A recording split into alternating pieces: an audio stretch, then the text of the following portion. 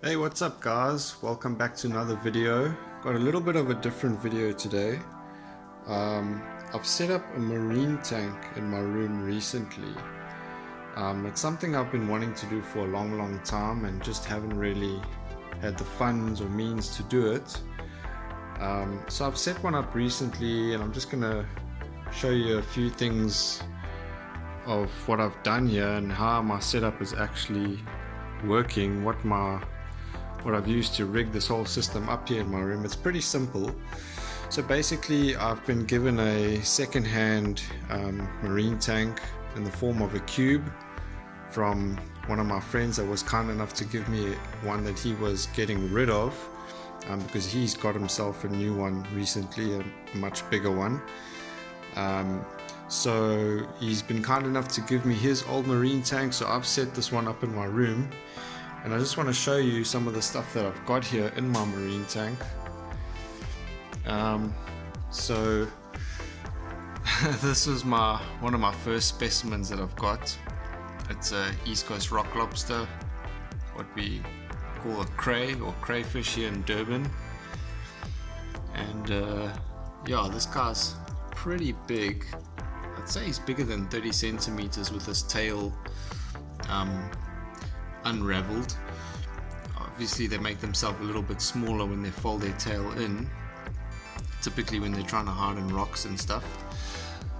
So yeah, that's my East Coast rock lobster crayfish, and then I've got some smaller specimens here which are my little flagtails. I don't know if you can see them properly. Oh, those are my little flagtails that I've caught recently. But yeah, I think this rock lobster is actually a male, if I'm not mistaken. If you flip him over and you look underneath, those little paddles seem to be not as pronounced as what a female's ones would be. And what do I feed him? I feed him mussels. That's a brown mussel.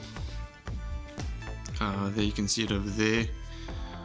The hermit crabs are eating some of the leftovers from it.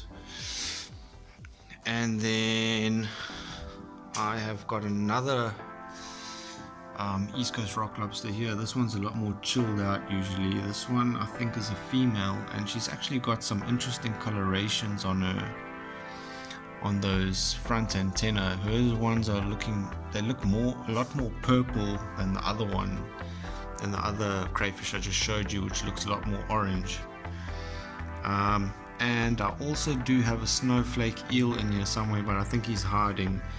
If you look there closely, you should be able to just see him sticking out there. Can you see him? That's my little snowflake eel. Hopefully I can show you what he looks like, but I don't think he's going to be coming out now. He seems a bit shy at the moment, but he does come out sometimes. So maybe have a look on some of my upcoming videos, maybe on one of my shorts I'll be able to post him and you guys can see what he looks like. Yeah, there's my crayfish is going for a walk around his tank at the moment. So yeah guys, I just wanted to show you my marine tank setup. I've started off with a small marine tank at the moment, but of course once I have funds, I'm sure that I'll end up getting a bigger one. These little projects are so much fun. I tell you what, I watch this marine tank in my room more than I watch my TV. It's so cool. So yeah, that's the creatures that I have inside here, the sea creatures. Some other information about the tank. Basically I've just taken regular beach sand from the beach. I always like to get the sea sand that's closest to the actual water. I don't like to get the sand that's high up on the beach. I find it's generally going to be more polluted with whatever plastic or nonsense or rubbish or whatever stuff is on the beach. And I also find that the sand high up is a lot more fine. So yeah, I got the sand closest to where the water is, and then I just put some interesting shells, etc. inside here. And then I've just got two lights running. One is a white light, this one here, and then this one is a blue light. The white is obviously just to illuminate the tank, and then the blue light actually brings out the colors of whatever it is that you've put inside your tank, especially if something's white, like fish colors, etc. Even the lobster tends to shine a lot more with the blue light on. I'll give it a quick change just so you guys can see the difference without the blue light on. So if I switch it off, watch what happens. It tends to change the overall look of the tank. Now it looks a little bit different again. Still looks cool, but I do kind of like that certain look of the blue. You see the difference there? So yeah, I thought that was pretty cool. Like I said, it's just a cool little feature just to make certain things stand out more, especially fish.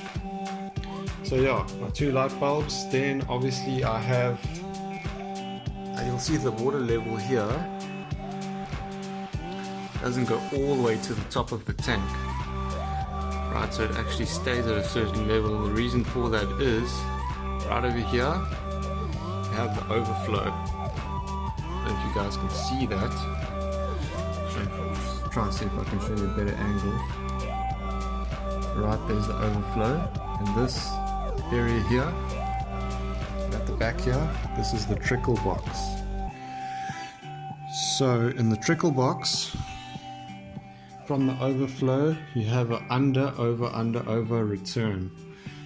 So once the water goes into this trickle box, which as you can see, I've filled nicely with some corals and shells, etc., and that can cause a nice natural filtration through the tank, and there good bacteria will build up and it can eat bad bacteria in the tank, hopefully. Well, that's the aim, obviously. So yeah, here would be the over, this one will be under, and this one will be over again, and there you will see the pump inside, and then that will be returned, and then the process starts again, over under, etc. You know the rest. So yeah, that's pretty much how I've set it up. Pretty low maintenance. I do water changes, I would say once every 2 weeks at the moment. So yeah, that's what I have at the moment, guys.